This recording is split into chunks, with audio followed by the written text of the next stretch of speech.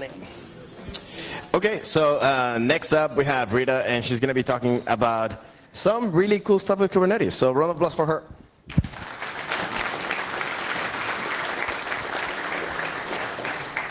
Hey everyone, I'm Rita. This is my first FOSDEM, so yay!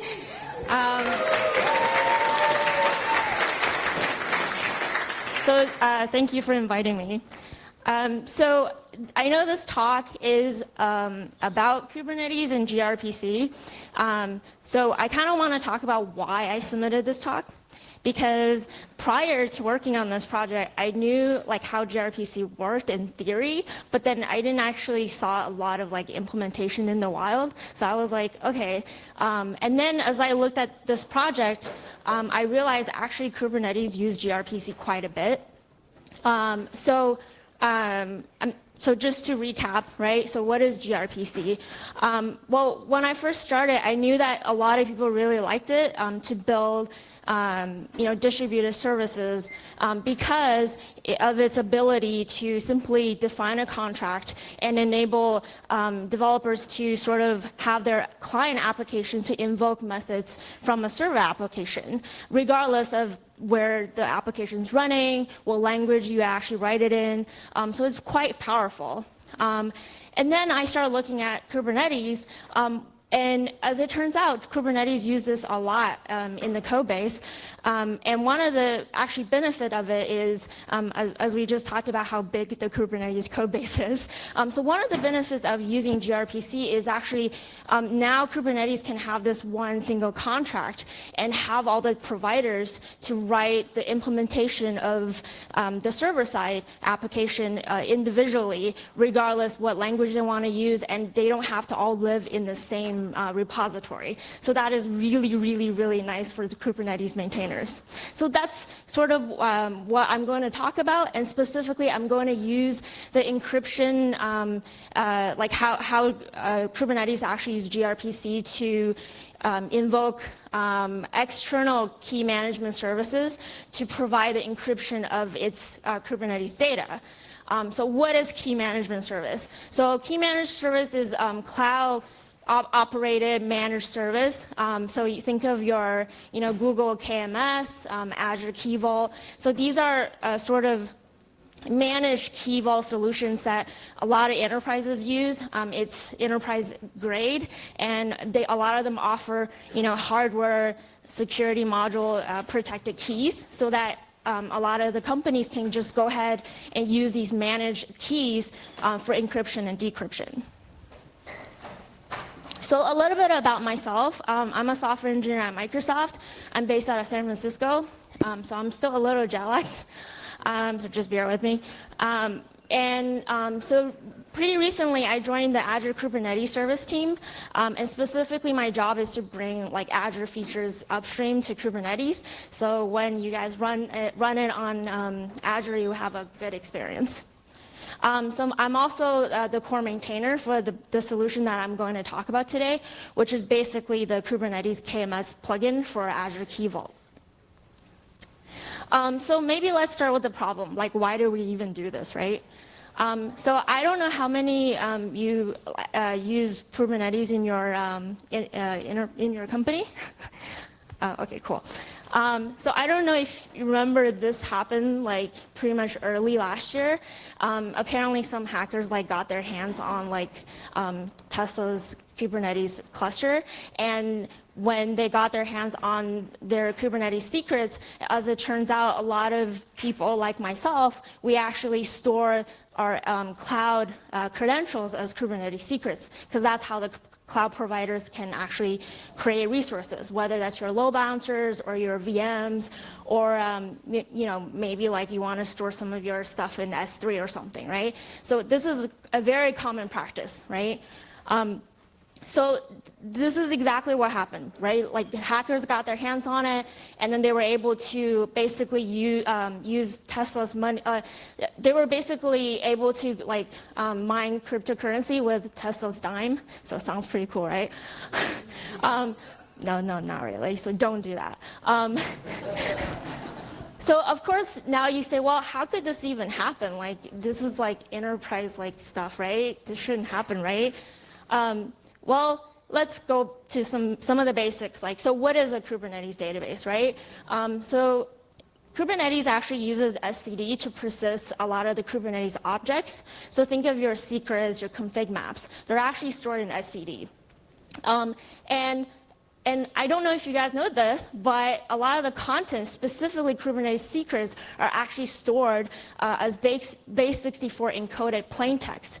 So if you look at etcd like just plainly, they're actually stored as plain text.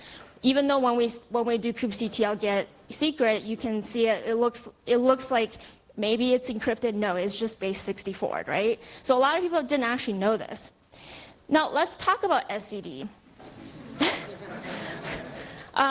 So I didn't know this until like this guy wrote this really insightful blog post, and he basically talked about, you know, out of the box etcd, especially before etcd3, you know, you didn't even actually need like a client cert or key just to like talk to the API. So anybody who had access to like your etcd on port 2379 and know the API, like they could pretty much like look at all of your stuff that you're storing in etcd, and that's basically what he did. So he basically did a search on Shodan. So what is Shodan? Shodan is like this crazy search engine that basically goes across all the endpoints, popular like ports on the internet. And I highly recommend that you do that too, just so that you can see how crazy this stuff is. So anyway, so in his blog post, he wrote like, he did this whole thing and he wrote some scripts that basically just aggregated all the data that he found, and sure and behold, there's like all these AWS secrets, right? And then you could, like, not to mention like cloud resources, but these are probably also like confidential like user data, right?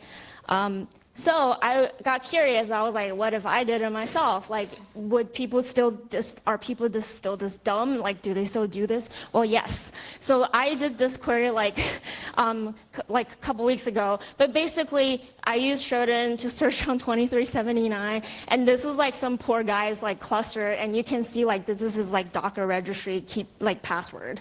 So yeah, really scary stuff.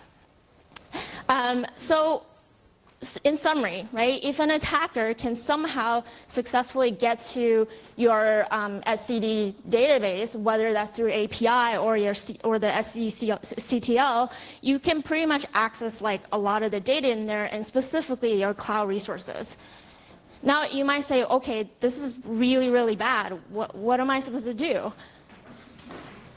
So there are definitely some things you can do to keep your data safe. So as I mentioned before, make sure you're running etcd v3, make sure you're using like client certs and keys, just so that your operators have those things in place when they actually authenticate themselves.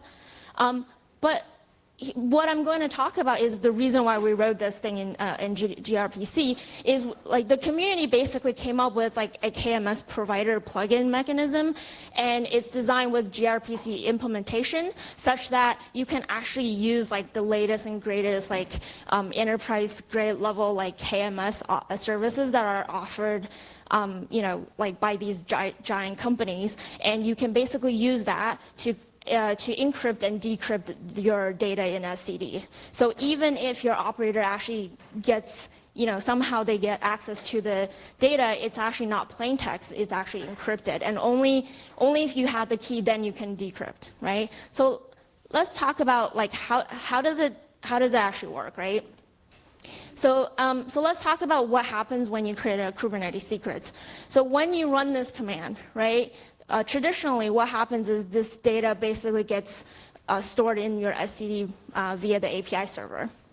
Now, with the KMS provider, what ends up happening is instead of like just instead of having the API just storing it in etcd, what it does is it basically hands off that encryption mechanism off to the KMS provider. And as I mentioned earlier, this process is written with gRPC. So in this case, the API server is the client application. And then the provider, whether that's Google KMS or Azure Key Vault or AWS, they all write their own provider. And that provider is its own implementation. And they can write it however they want, right? As long as we all use the same contract. So once that request is offloaded to the KMS provider, then the KMS provider handles the authentication and the actual encryption and decryption methods. And then after that, all that happens, then the encrypted data gets stored in etcd. So here's an example of what your configuration file looks like. So you basically just have to tell Kubernetes, hey, I want to use KMS provider for encryption, and the endpoint for that particular plugin lives on this unit socket, right? So this is how you tell Kubernetes to talk to this endpoint for the server application. Okay, so let's look at the implementation. So this is the gRPC design, right? And as I mentioned earlier, as long as the server side and the client side agreed upon some contract, the actual implementation, as you can see, can be in whatever language they want. And they don't even need to be on the same machine. And so for this particular solution, what ends up happening is, again, the API server acts as the gRPC client. It says encrypt, and then it actually invokes the encrypt method in the KMS provider, which is reachable via the Unix socket. And then the KMS provider then hands off the request to the external KMS. Lives in the cloud somewhere. All right, so here are some of the components. As I mentioned earlier, so you have the contract, which defines what are the methods what are the APIs that you want to offer, right? And that's defined in this proto file. And then you have the server application, which acts as the gRPC server, and then the client code, which in this case is actually the Kubernetes API server. So if you want to write your own KMS provider, what you end up doing is you basically write a new gRPC server. You define how this particular code is supposed to connect to the external KMS. You provide the mechanism to authenticate. You tell the KMS which keys you want to use for encryption and decryption. And last but not least, expose yourself on that Unix socket. So let's look at the code.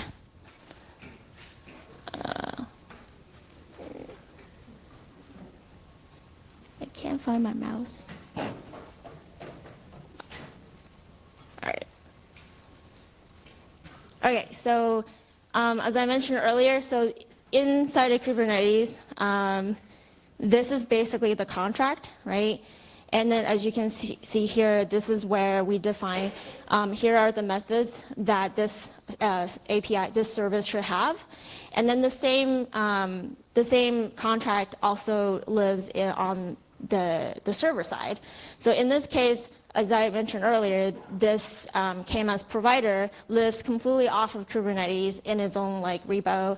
And as long as the two have the same contract, they're able to invoke each other. And here is the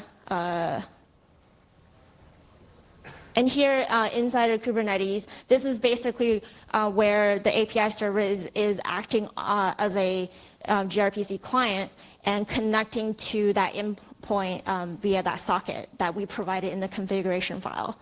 And then once it's connected, then it can basically do decrypt and encrypt, and all these will basically be triggering the remote KMS provider.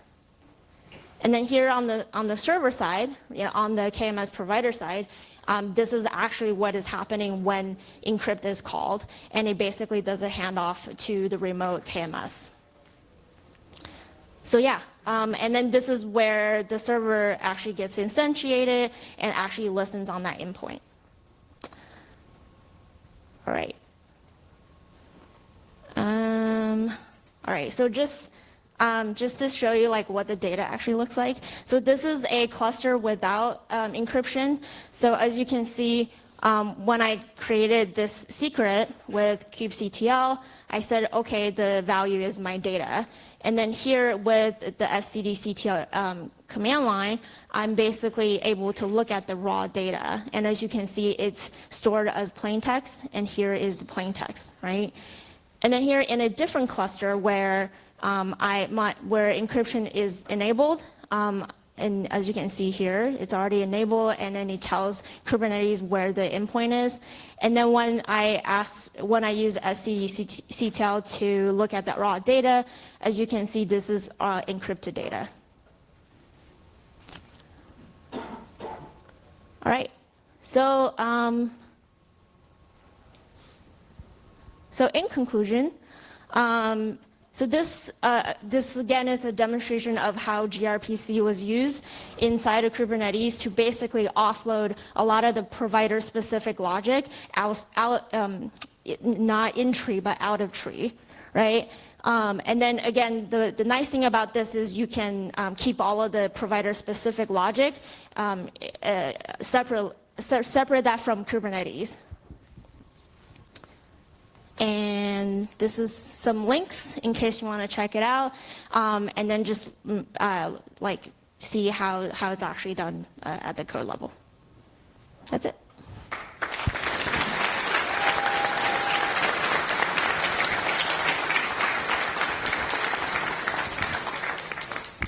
So we do have time for some questions. So any questions? Raise your hand, I'll come find you. Oh. gRPC scares me. How do I debug this? Because it looks like I used to see JSON, but there's no JSON. So if I like debug this, what would I see instead? Sorry. So the question was like, how do you debug this? So one thing I do is like I actually write my own client just so that I can look at like all the transactions that's happening. So my unit test actually, like my end-to-end test actually includes a client. So I'm actually like acting as Kubernetes in this case. Yeah, I hope that answers your question.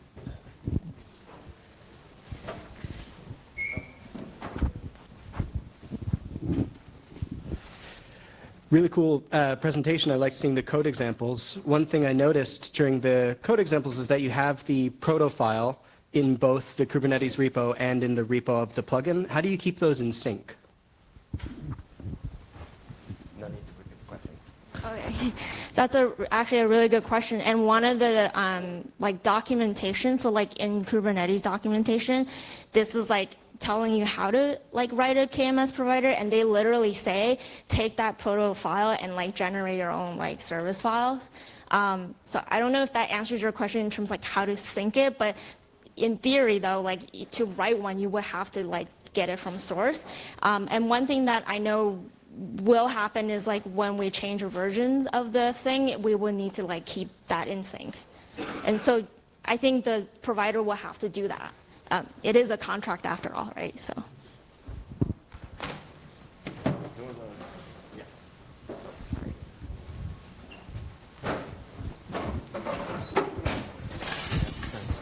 Hi, thanks for the talk. I would like to ask, do you pass the whole data to the KMS to be encrypted?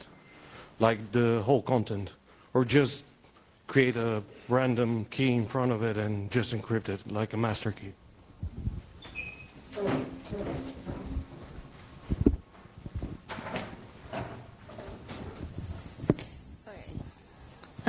That's a really good question.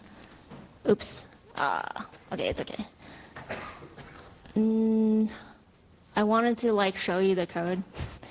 So this actually calls the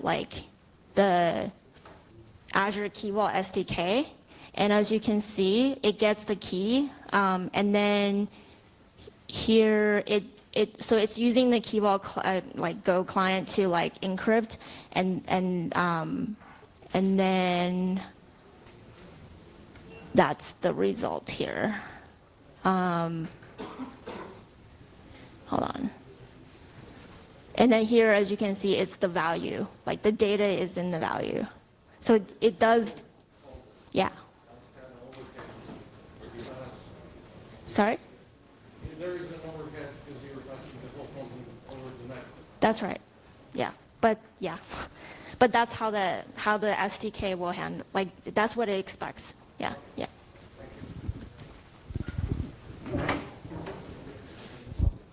Any more questions?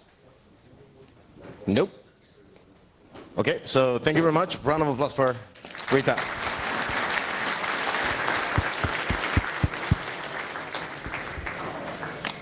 Okay, and in 10 minutes we're going to start with the lightning talks. So if you're a lightning talk speaker, please calm down and sit there because we're gonna go quite quick.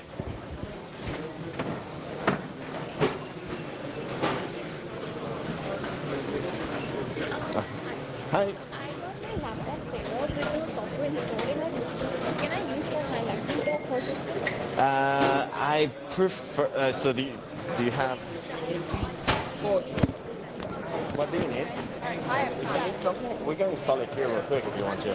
Is it something complicated or? Oh. I wonder rather about so Yeah. how it is because Yeah, I have that. If you want to use it. You want to present it, right? Because instead of this one, right? Yeah, but I could make some editing additions in her slide, like in her slides. So I have the slides on the Kubernetes side. Yeah. So, 10 minutes. I know how to do that. On your computer? Or? Yes, everything is going to be on my computer. So let me just do... I reprogrammed timer with new chords, so it will turn like reds upstream on 2 minutes and really reds on 1 minute. Alright, go get that. And what is your repo?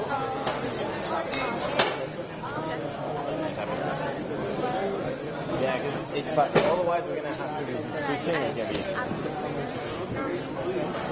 cool. Alright, so I'm just gonna do a go get on that too.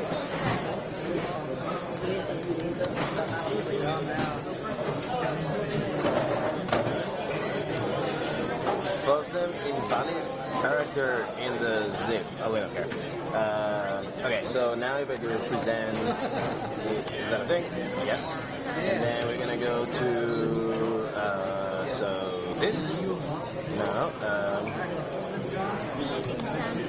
Go get this. Alright, so github.com okay, so that's not there, so RN03 one more. Keep cloning that. Okay, so that works. And then now I'm going to do present, and then open that, and then secret examples. Cool. But I want to make something. Like, Oh, yeah. This is not the correct one. Oh yeah. So when is your talk? Your talk is 6:30. so it's the first one. Okay, so let's fix that real quick.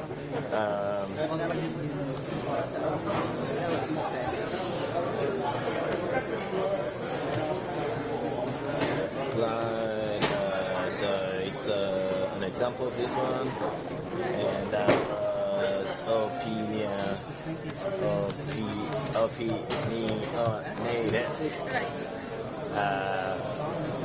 Let's fix them all. Possessed, unobstructive, unobstructive is not a, I think it's a word. JavaScript is active full, for emphasis, function, coroutine. JPEG, you good? Cool, okay. No problem. Alright, so then I'm gonna change that with, I'm gonna do the present dot, and then get this, open it instead of the PDF, and then go Sense laptop. Yeah. And then we can switch between For all of the Lightning Thought speakers, you're gonna be using my laptop. I have your slides. So except for you, because you're special, we know that. It's fine. So I can get what number am I on? So Oh, okay. So I'll say the numbers. I'll start. if you don't mind just refreshing my slides to make sure in case I'm a little I need your help with something I'm sure you can help with. Is it, I've mispronounced your name for several years, and I can't do it anymore. Is it Marchi? It's like, I'm kind of close. I accept everything these days. I understand that. It's not about that. Yes, I remember It's about I can't take it anymore for myself. But I even at least make some effort. it's 5 minutes. Yeah. Okay, so for the Lightning Talk speakers, this is the order we're gonna be going. So try, I don't know, do whatever. Like that is the order. And we're gonna be starting very soon. We're gonna be starting in 4 minutes. Actually, we might start like 2 minutes early or something. So the first speaker, Rashmi Nagpal. I'm gonna need you here. And we're gonna start in a second.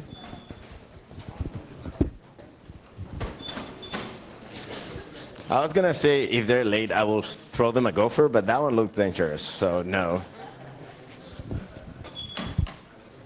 Okay, you can come here. Yeah, that way, even if we start a little bit early, it's very fine, because that way we have more time, so if you do it, so it's fine. Timer, 4 minutes and a half. Okay, whatever. Cool, so round of applause for the first talk, Rashmi, and the slides are here. You can use the clicker if you want to. I don't. Okay. If you So, want. right. Okay. Hi, oh, thanks. Hi everyone. I'm Rashmi, and I'm a software engineer based in India. So my talk title is "Go for the JavaScript Developers." So let's get started.